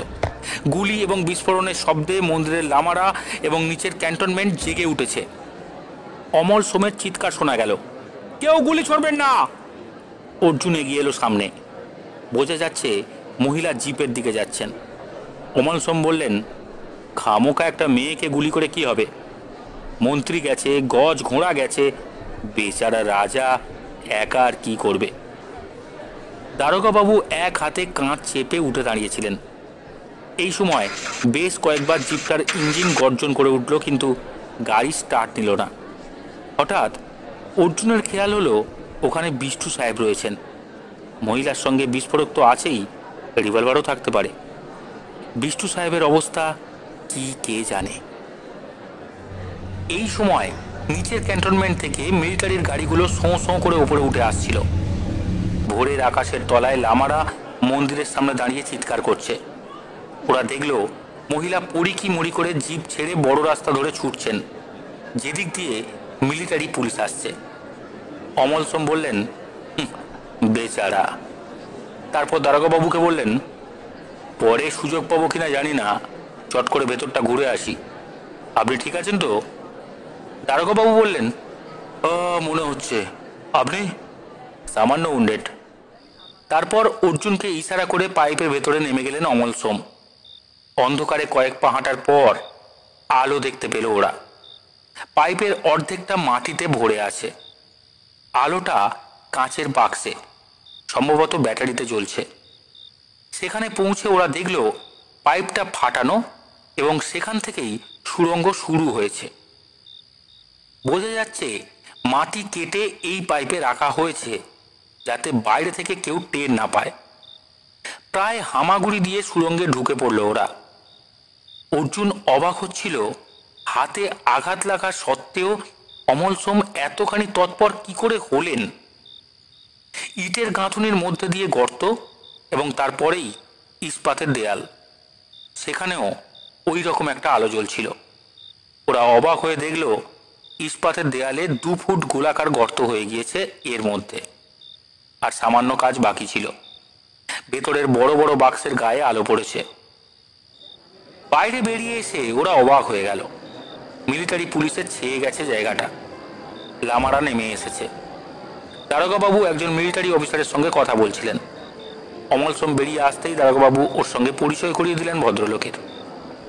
তিনি হাত বাড়িয়ে অভিনন্দন জানাতে যেতেই অমল সোম বললেন, ধন্যবাদ, কিন্তু কৃতিত্ব যদি কারো হয় তাহলে তাই ছেলেটির।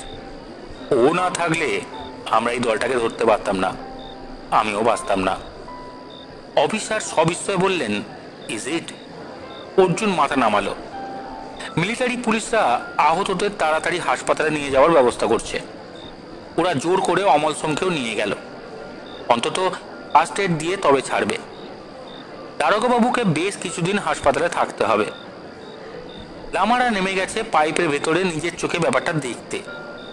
পুরো এলাকাটা মিলিটারিরা ঘিরে ফেললো দেখতে দেখতে।